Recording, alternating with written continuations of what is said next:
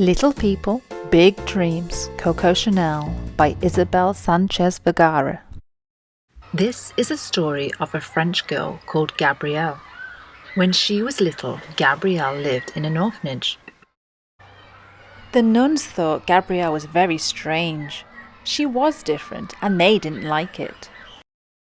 Gabrielle was different. While the other girls played, she liked to sew with her needle and thread.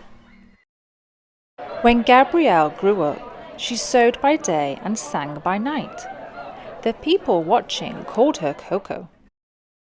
When Coco finally went to bed, she dreamt in shapes and patterns. She wanted to make so many things. One day, Coco made a hat for her friend. Simple and elegant, it was different to the usual style. Coco made more and more hats until she had enough to open a hat shop.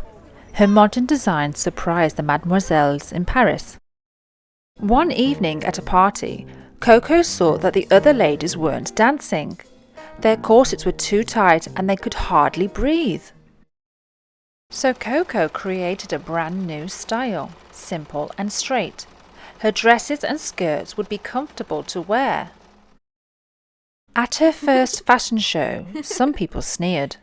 Coco's clothes were too strange and different for them.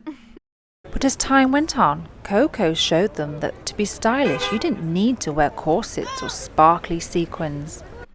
And being different might make other people think differently too. That's why everyone now remembers the young Gabrielle as the great designer Coco Chanel. Coco Chanel, born in 1883 and died in 1971. Coco Chanel was one of the most famous fashion designers that ever lived.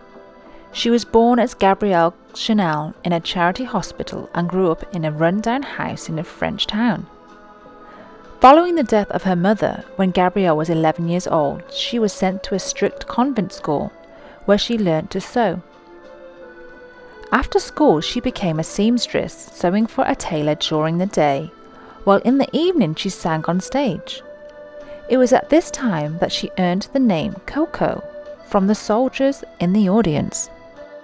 In 1908, she became a hat maker and soon afterwards opened her first shop in Paris.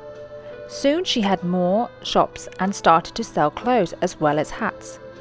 Her simple, elegant designs, which were straighter and shorter than normal, and freed women from corsets, took the world by storm.